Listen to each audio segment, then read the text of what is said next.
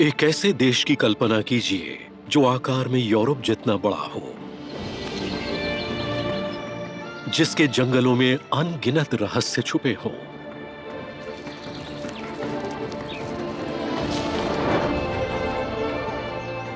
जहां दंत कथाओं जैसी जानवरों की पीढ़ियां अपनी विरासत को बचाए रखने के लिए जूझती हों।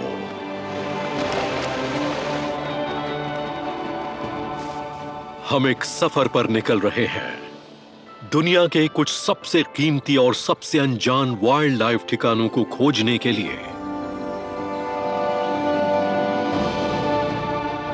जहां जानवरों के बीच ड्रामा चलता रहता है। ऐसे शानदार ऊंचे पठारों और रहस्यमयी पहाड़ों से लेकर दुर्लभ, हैरान करने वाले और मायावी जीवों से भरे जंगलों तक, खतरनाक मैदानों से लेकर जिंदगी से भरपूर दलदली इलाकों तक, चीन के जंगलों का राज खोलने का वक्त आ गया है।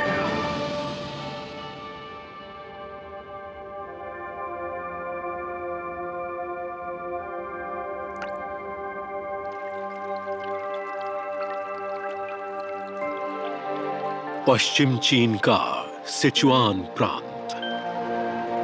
पुराने लोग इसे इसकी प्राकृतिक समृद्धि और खूबसूरती के लिए धरती पर स्वर्ग कहते थे।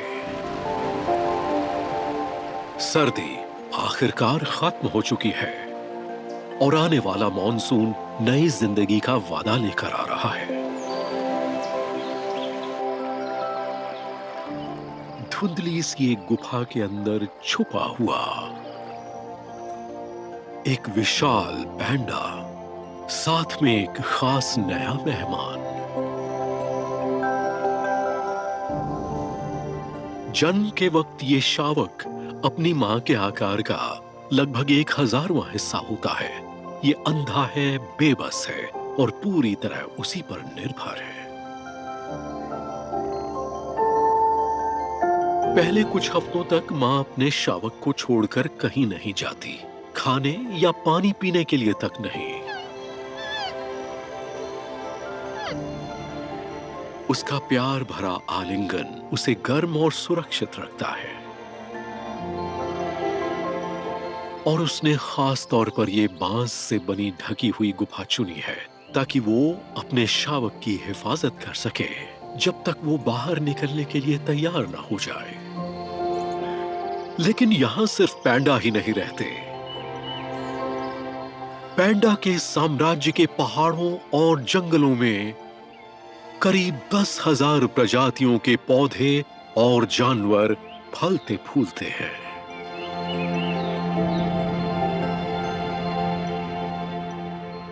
चाइना's wild secrets, the panda's kingdom।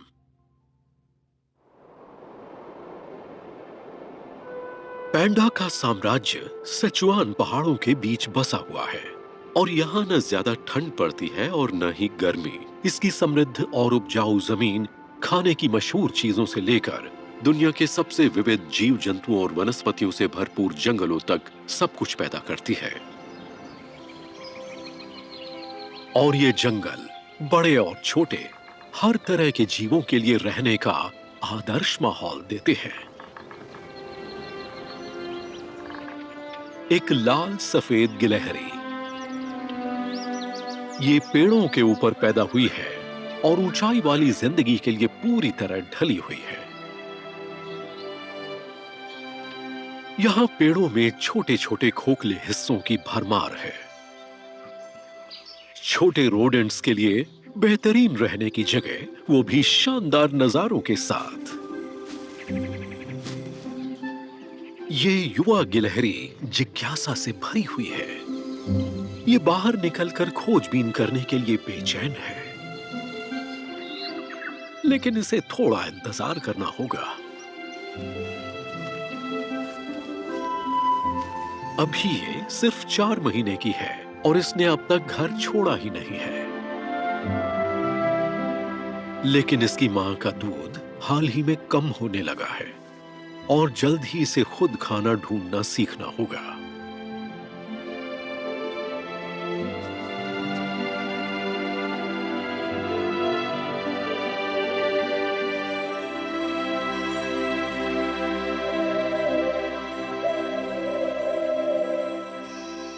अब वक्त आ गया है पहली बार रात बाहर बिताने का।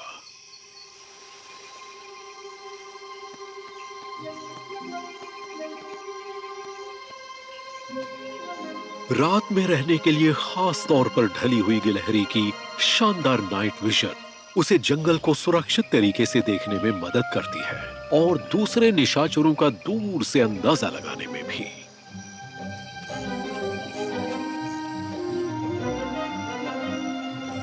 ये नुकसानदेह तो नहीं लगते, लेकिन उसे भटकना नहीं चाहिए।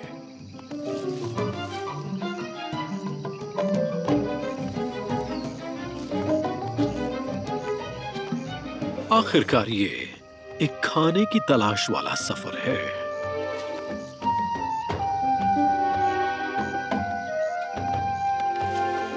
लाल सफेद गिलहरियां अलग अलग तरह की शाकाहारी चीजें खाती हैं, लेकिन ये युवा नई खिलाड़ी अभी ये समझ ही रही है कि क्या सही है और क्या नहीं। ये टहनी उतनी भी कुछ खास नहीं है, लेकिन थोड़ी ही दूरी पर कुछ बहुत ज्यादा लुभावना है। जंगली तेंदू फल या अमर फल, बिल्कुल पके हुए, विटामिन और शुगर से भरपूर ये स्वादिष्ट फल एक पौष्टिक खाना बन सकते हैं, बशर्ते कि वो वहां तक पहुंच सके। हाल ही में दूध छुड़ाई गई गिलहरी के लिए ये आसान चुनौती नहीं है।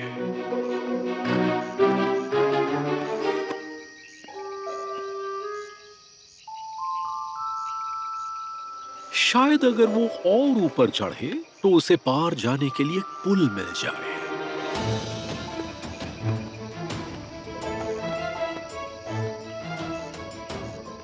अपनी जिंदगी का लगभग पूरा हिस्सा पेड़ों पर बिताने वाली ये गिलहरियां बेहतरीन चढ़ाई करने वाली होती हैं।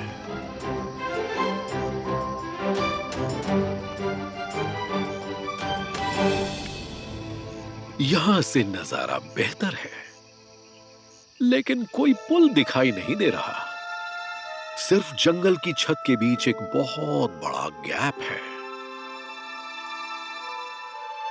ये नामुमकिन लग रहा है, लेकिन वो रसीले तेंदू फल अब भी इसकी नजरों में है। शायद कोई दूसरा रास्ता हो, लेकिन पहले कुछ बाधाएं पार करनी होगी।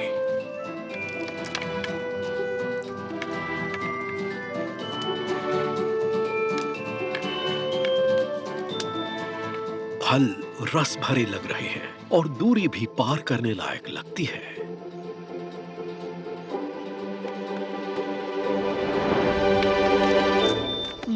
पूरी तरह तो नहीं।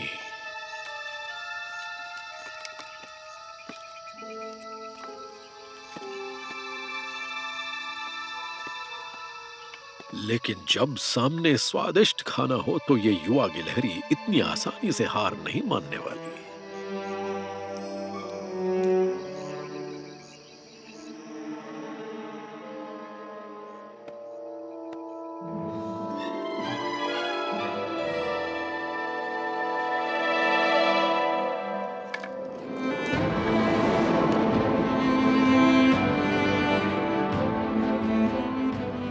विशाल लाल सफेद उड़ती गिलहरी दुनिया की सबसे बड़ी ग्लाइड करने वाली स्तनधारी है। एक ही उड़ान में 50 मीटर से ज्यादा दूरी तय करने में सक्षम। और ये पहुंच गई। फलों के लिए प्यार नहीं, इनमें ये कमाल की ग्लाइडिंग क्षमता विकसित की है। एक अच्छी खासी मेहनत के बाद एक शानदार दावत। उड़ने वाली गिलहरियों की शुरुआत यूरोप में हुई थी, लेकिन अपने 2 करोड़ साल के विकास के दौरान जंगलों के बिगड़ने ने उन्हें एशिया के घने जंगलों की तरफ जाने पर मजबूर कर दिया। और यहां के जंगल जो 70% पेड़ों से घिरे हैं, ये इनके लिए सपनों जैसा घर है। अब वक्त है सोने का।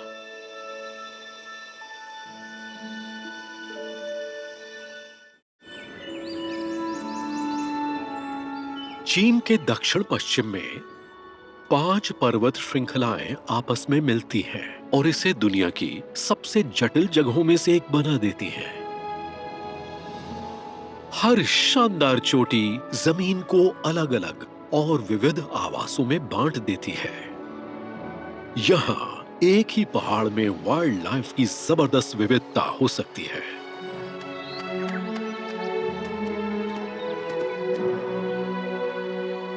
लेकिन एक जीव है जिसे यहाँ खास तौर पर घर जैसा महसूस होता है। अब कुछ महीने का हो चुका ये पैंडा शावक भले ही सब काम धीरे धीरे कर रहा हो, लेकिन ये तेजी से बड़ा हो रहा है और इसे बहुत कुछ सीखना है। खासकर ये कि पेड़ों पर कैसे चढ़ना है ताकि ये शिकारियों से सुरक्षित रह सके।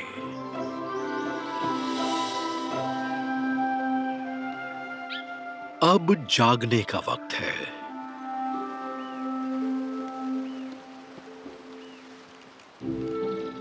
इसके दांत अब निकलने लगे हैं और इसके नए दांत दुनिया को परखने के लिए जरूरी औजार साबित हो रहे हैं।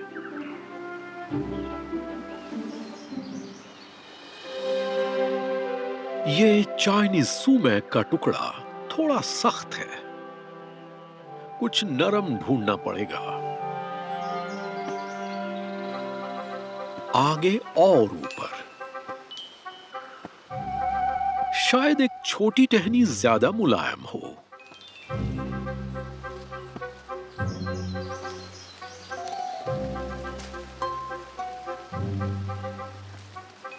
इन टहनियों तक पहुंचना भले ही बच्चों का खेल हो, लेकिन किसी टहनी को तोड़कर अलग करना अलग बात है।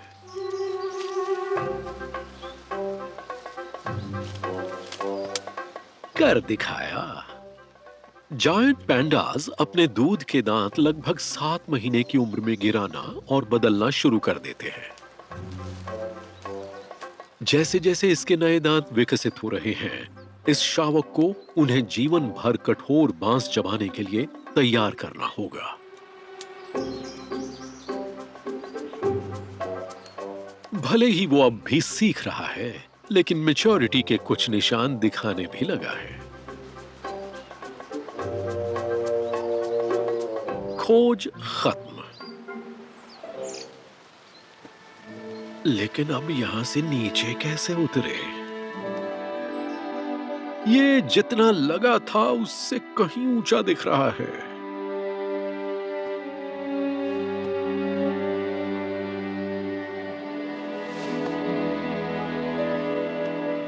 इसे सावधान रहना होगा।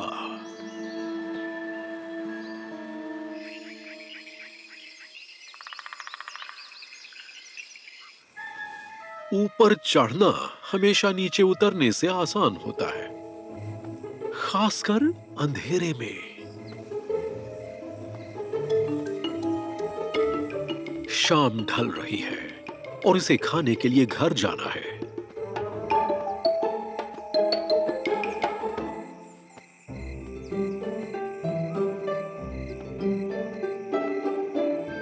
इसकी मां, जो खाना ढूंढकर वापस आ चुकी है, पेड़ के नीचे धीरज के साथ इंतजार कर रही है।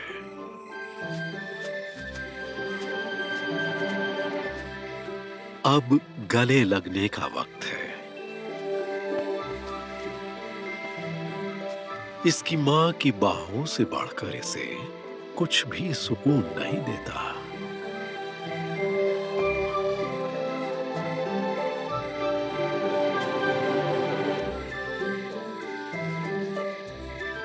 पहले साल पैंडा के शावक पूरी तरह अपनी मां के दूध पर निर्भर रहते हैं, लेकिन 6 महीने में ये शावक अपना मुख्य खाना चखना शुरू कर देगा, बैम्बू यानी बांस। भले ही चीन में बांस की प्रजातियां दुनिया में सबसे ज्यादा हों, लेकिन नखरीले पैंडा को 10 में से 1 ही पसंद आती है। 1500 मीटर से ऊपर की ऊंचाइयों पर यहाँ दक्षिण पश्चिम चीन के पहाड़ों में बांस खूब फलता फूलता है। बसंत की बारिश दुनिया के सबसे तेजी से बढ़ने वाले पौधों और बांस के अंकुरों को बढ़ावा देती है। हैरान करने वाली रफ्तार से रोज 30 सेंटीमीटर बढ़ते हुए ये सिर्फ 2 हफ्तों में पूरी तरह बड़े हो जाते हैं। नए पौधे ज्यादा स्वादिष्ट होते हैं, ज्यादा पौष्टिक होते हैं और पुराने पौधों की तुलना में पचाने में आसान होते हैं। इसलिए वो वयस्क पैंडाओं की पसंदीदा चीजों में सबसे ऊपर रहते हैं। पैंडा शायद करीब 20 लाख साल पहले तक मांसाहारी रहे होंगे, फिर वो मुख्य रूप से शाकाहारी बन गए। नई रिसर्च बताती है कि वो करीब 5000 साल पहले सिर्फ बांस खाने पर पूरी तरह शिफ्ट हो गए। बांस को बेहतर ढंग से खाने के लिए इनमें मजबूत दांत, ज्यादा ताकतवर जबड़े और पकड़ के लिए एक एक्स्ट्रा नकली अंगूठा विकसित हुआ।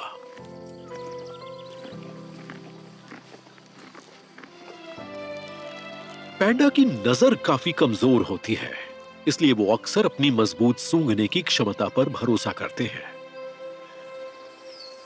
शावक ने कुछ ताजा सा सूंघ लिया है।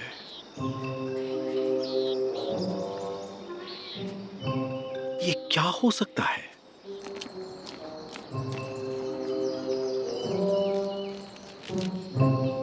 इसे अपनी नाक के पीछे पीछे जाना होगा, जहां भी वो इसे ले जाए।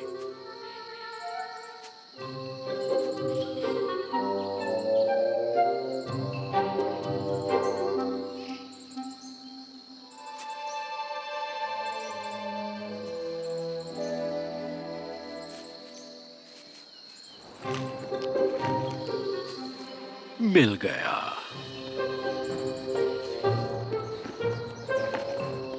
इन फेंके हुए बांस के खोल से इतनी तेज गंध आ रही है कि शावक भटक गया है।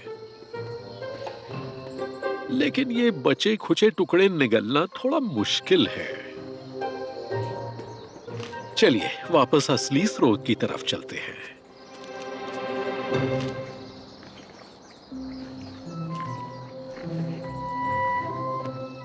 Sharing is caring.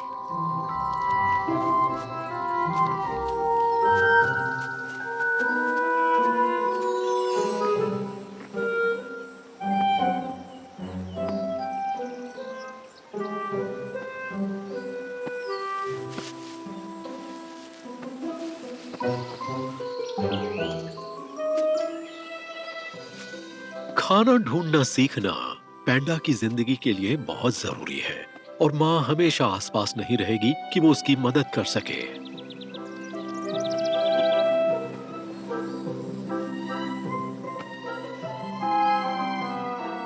वो कम से कम ये उम्मीद करेगी कि आज उसने अपना सबक सीख लिया हो।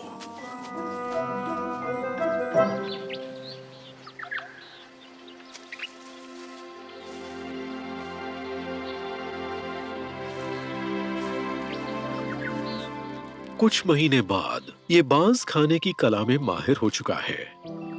ये एक पक्का संकेत है कि ये वयस्कता के करीब आ रहा है। इसकी मां जल्द ही इसे छोड़ देगी और तब ये जंगल के भरोसे ही होगा। हजारों सालों में ये विशाल पैंडा, जो कभी पूरे चीन में पाए जाते थे, दक्षिण पश्चिम की तरफ सिमट गए और 30 से ज्यादा अलग थलग समूहों में बंट गए। 2020 में स्थापित जायंट पैंडा नेशनल पार्क ने आखिरकार इन पैंडा द्वीपों को फिर से जोड़कर एक विशाल साम्राज्य बना दिया, जो इन शानदार जीवों के लिए बिल्कुल फिट है। कई दूसरी प्रजातियां भी यहां फलती फूलती हैं, एक ऐसे सुरक्षित क्षेत्र में जो येलोस्टोन नेशनल पार्क के आकार से 3 गुना से भी ज्यादा है। जिंदगी उन जगहों पर भी अपना रास्ता बना लेती है जहां इसकी बिल्कुल भी उम्मीद नहीं होती। 3000 मीटर की ऊंचाई पर मजबूत कॉनिफरस जंगल भी संघर्ष करते हैं, बंजर चट्टानों और रेतीली मिट्टी में तब्दील हो जाते हैं। और फिर भी कठोर हालात के बावजूद कई दुर्लभ और अनोखे पौधे इन ऊंचे पहाड़ों में फलने फूलने में कामयाब रहे हैं।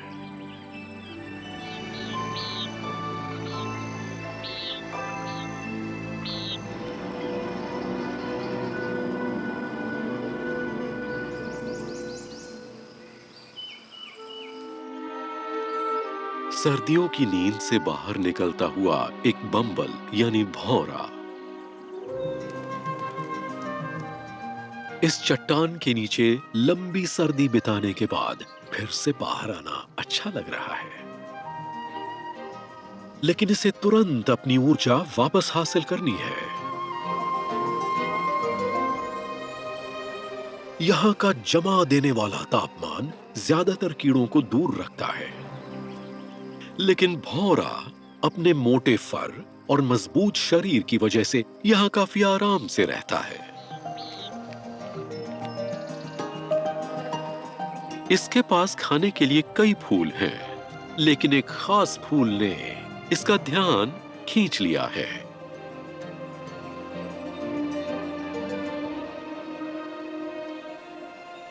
एक लेडी स्लीपर ऑर्किड।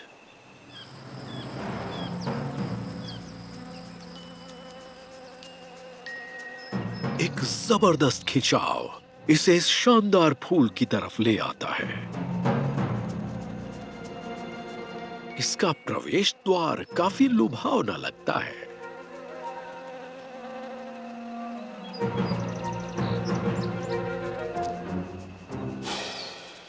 लेकिन अंदर क्या है, पता लगाने का बस एक ही तरीका है।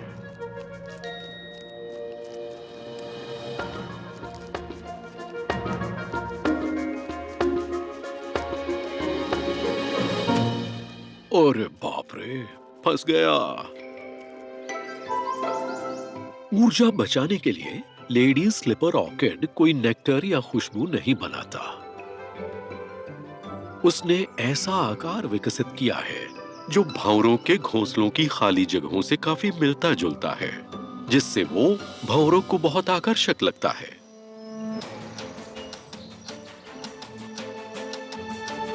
लेकिन भौंरा, जो अब बाहर निकलने के लिए बेचैन है, ये समझ जाता है कि ऑर्किड की फिसलन भरी दीवारों पर चढ़ना जितना आसान लगता है उतना है नहीं। वो अब थकने लगा है, उसे जल्दी ही कोई रास्ता ढूंढना होगा। एंट्रेंस के सामने एक दीवार है जिस पर छोटे छोटे बालों की परत है।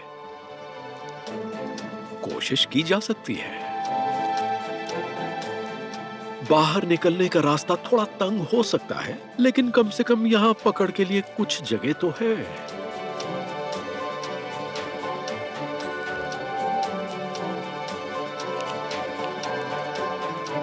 यस, काम बन गया। भौंरे का मोटा फर अब पॉलन से ढक चुका है। ऑर्किड से बाहर निकलने के संकरे रास्ते ने भौंरे को दबकर निकलने पर मजबूर किया, जिससे यह सुनिश्चित हुआ कि वो जितना संभव हो सके उतना पॉलन इकट्ठा करे। लेकिन इस बिजी बम्बलबी यानी भौंरे के लिए आराम का वक्त नहीं है। ये शाही दौरा जारी रखना होगा। तेजी से अपनी अगली मंजिल चुनते हुए वो यही पूरा क्रम फिर दोहराएगा, फूलों से पोषण लेता हुआ और पौधे दर पौधे पॉलन फैलाता हुआ। लेडी स्लीपर ऑर्किड को खास तौर पर मधुमक्खियों के शरीर के मुताबिक ही बनाया गया है। एक अनोखा संबंध जो लाखों साल की कोएवोल्यूशन यानी सह विकास प्रक्रिया से बहुत सावधानी से गढ़ा गया है। लेकिन यहां सिर्फ मधुमक्खियां ही नहीं हैं जिनकी अच्छे से देखभाल हो रही है। इन पहाड़ों में सिर्फ 500 मीटर की ऊंचाई घटते ही एक बेहद अलग हैबिटेट यानी आवास सामने आ सकता है। ये पतझड़ का मौसम है और जंगल एक दावत परोस रहा है, खासकर इस टिबेटन मकैक के लिए। यहाँ की जमीन कई तरह के मौसम पैदा करती है। इससे एक ही मिट्टी में बहुत तरह के फलदार पेड़ फलते फूलते हैं, भले ही उनकी जरूरतें अलग हों।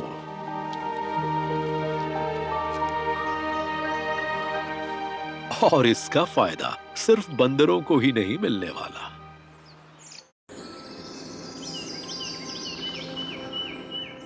एक रेड पैंडा धूप में दोपहर की नींद का मजा ले रहा है।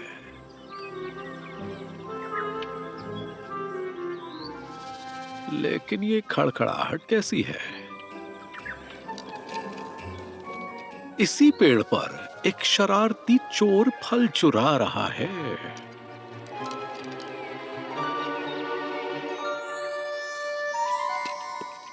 ये एंडेंजर्ड यानी संकटग्रस्त जीव आमतौर पर अकेले रहते हैं और ये अपने इलाके को लेकर बहुत सख्त होते हैं। लेकिन इन सुरक्षित जंगलों में सबके लिए काफी खाना मौजूद है। रेड पैंडा का नाम उनके शाखाओं को पकड़ने वाले अंगूठों की वजह से शायद नेपाली भाषा के शब्द पोनिया के नाम पर रखा गया होगा, जिसका मतलब है बांस के पैर वाला, थोड़ा जायंट पैंडा जैसा। हालांकि उनकी प्रजातियां आपस में जुड़ी हुई नहीं हैं।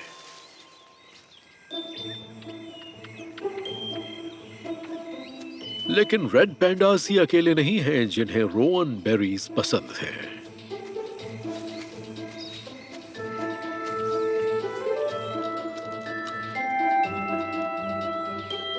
Eurasian elk. इस भूखे मेहमान की मौजूदगी को अच्छी तरह नोट किया गया है,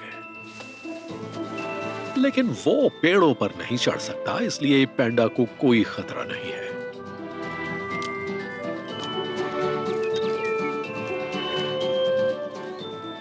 लेकिन खाने के लिए हमेशा चढ़ना ही तो जरूरी नहीं होता।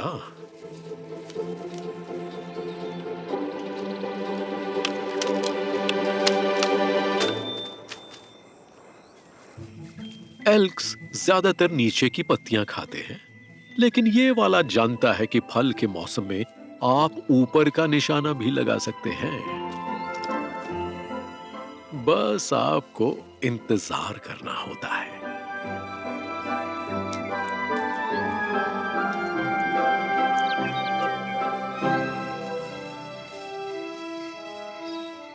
रेड पैंडास ज्यादा सब्र वाले जीव नहीं होते। खाने की जल्दी में कुछ खाना हर हाल में नीचे जमीन पर गिर ही जाता है। और एल्क के लिए ये बहुत बढ़िया मौका है।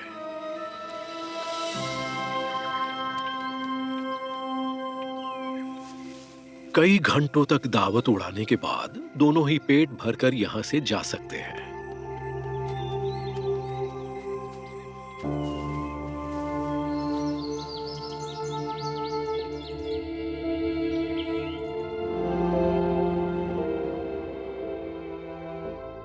उत्तर पूर्व में शैनशी प्रांत में दुनिया के सबसे प्राचीन पक्षियों में से एक रहता है, क्रेस्टेड आइबिस।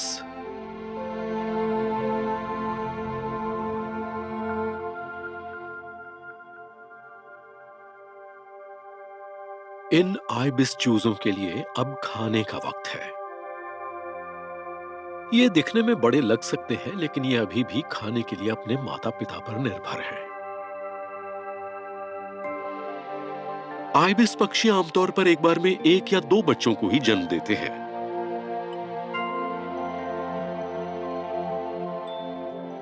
लेकिन इस परिवार के पास 3 चूजे हैं जिनकी देखभाल करनी है, और ये काफी बड़ी जिम्मेदारी है।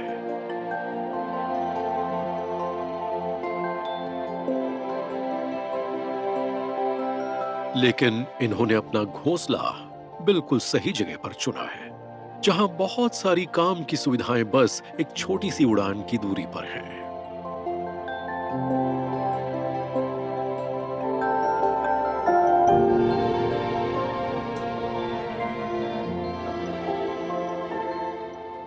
राइस पैडीज यानी धान के खेत। ये पानी से भरे खेत कीड़ों और पानी वाले जीवों से भरे हुए हैं। आइबिसिस के लिए आदर्श खाना, और ये चावल की फसल के लिए कीड़ों की रोकथाम में भी मदद करते हैं। इंसानों के साथ ये फायदेमंद कोएग्जिस्टेंस यानी सह अस्तित्व और भी ज्यादा खास है, क्योंकि क्रेस्टेड आइबिसिस जो पहले एशिया में बहुत फैले हुए थे और जापान में पूजे जाते थे, एक समय पर आवास खत्म होने की वजह से खत्म हो चुके माने जाने लगे थे।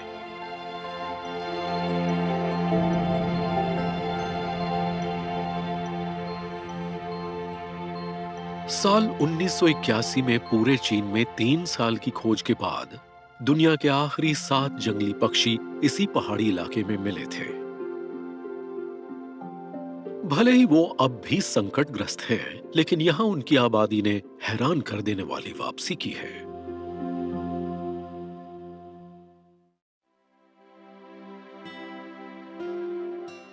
ये खेत अकेले आइबिसिस के लिए प्यार ढूंढने का मंच भी बन जाते हैं। क्या इस बहादुर साथी का तोहफा उसकी पसंदीदा मादा को प्रभावित करने के लिए काफी होगा? बढ़िया लग रहा है। अब इनकी संवेदनशील चोंचें एक दूसरे को छू सकती हैं। और आखिर में एक तालमेल वाला डांस ये पक्का कर देता है कि प्यार का जज्बा दोनों तरफ है। ये भी जल्द ही अगली पीढ़ी को संभालने में जुट जाएंगे, ठीक वैसे ही जैसे ये प्यार से देखभाल करने वाले माता पिता।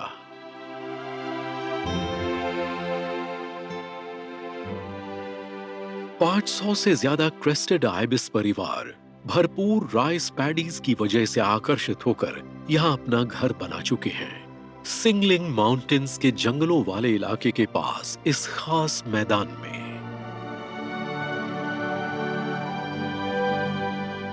और चीन के ऊंचे इलाकों में शरण पाने वाले वो अकेले नहीं हैं।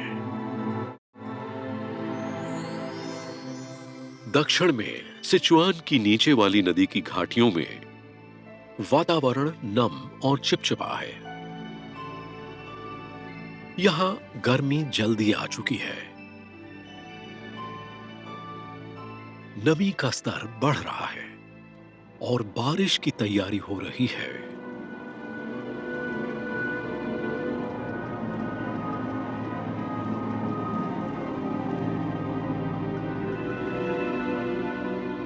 और ये बढ़ती हुई नमी कुछ ज्यादा नाजुक स्थानीय जीवों के फर को परेशान करने लगी है।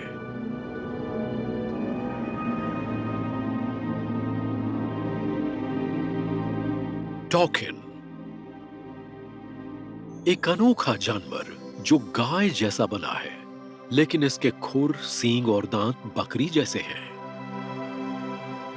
इन सुरक्षित जंगलों में संकटग्रस्त होने के बावजूद इनके प्राकृतिक शिकारी लगभग नहीं के बराबर हैं।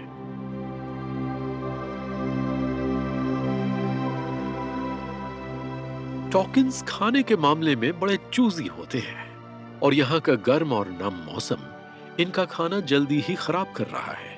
वो ताजगी खो रही है जिसकी इन्हें चाहत होती है। चिपचिपा मौसम इन्हें सहन न हो पाने वाली खुजली भी दे रहा है।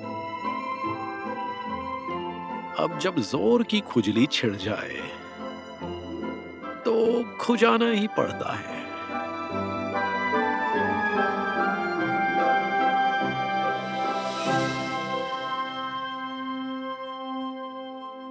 पर अच्छी बात यह है कि राहत बस आने ही वाली है। बारिश का मौसम करीब ही है।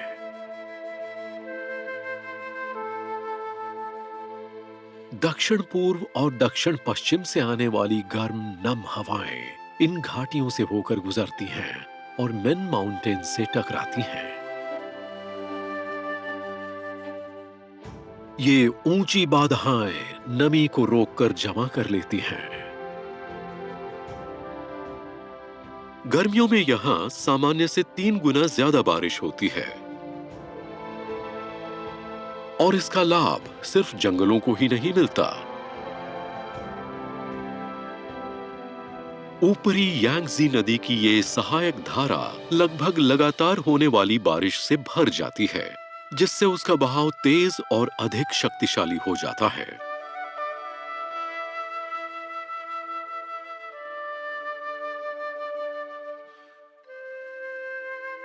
टॉकिंस को जल्द ही यहां से निकलना होगा और इस मौसम के लिए ज्यादा अनुकूल जगह ढूंढनी होगी।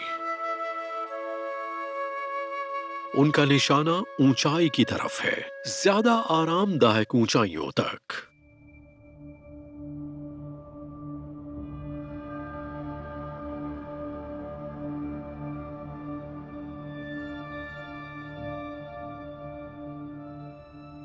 लेकिन ये तेज बहती नदी इनके रास्ते में खड़ी है।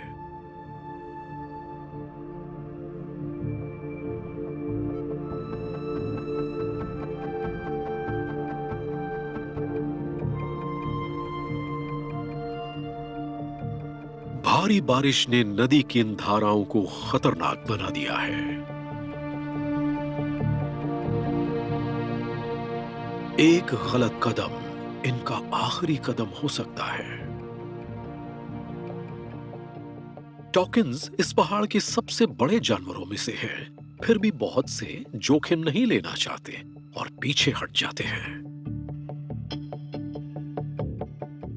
पानी का बहाव हर दिन तेज होता जा रहा है,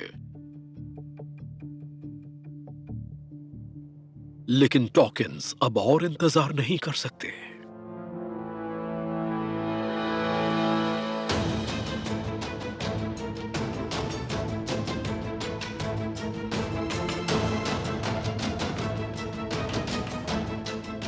करीब 350 किलो वजन वाले टॉकिंस हैरान करने वाली फुर्ती रखते हैं और मजबूत तैराक भी होते हैं। लेकिन झुंड का फैसला छोटे बछड़ों वाले परिवारों पर भारी पड़ता है। एक वयस्क की आधी ऊंचाई से भी कम ये बछड़ा खास तौर पर असुरक्षित है।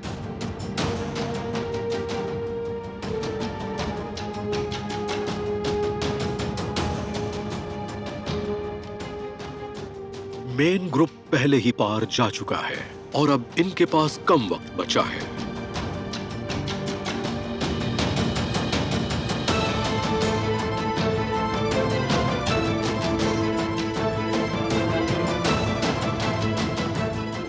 अगर बछड़ा अपना सिर पानी के ऊपर नहीं रख पाया तो वो आसानी से डूब सकता है।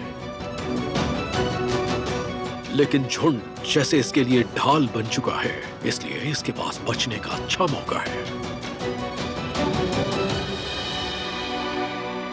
एक कमाल का बचाव।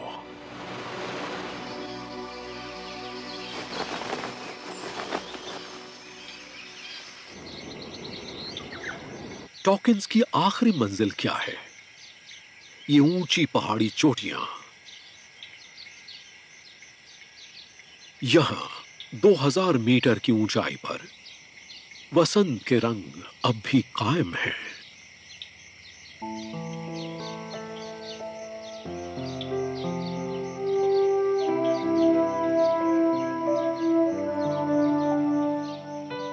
हर साल इस मौसम में दूर दूर से टॉकिंस यहां चुपचाप एक साथ जुटते हैं। इन ऊंचे पहाड़ों में हवा ठंडी होती है और घास हरी और ताजा। माना जाता है कि लाखों साल पहले पहली बार उभरने वाले ये प्राचीन जीव अपने शानदार परिवेश के साथ तालमेल में विकसित हुए हैं, जो है ये पहाड़। अलग अलग इलाकों में रिसोर्सेस साझा करके ये पहाड़ स्थिर और हैरान कर देने वाले अलग अलग इकोसिस्टम बनाते हैं।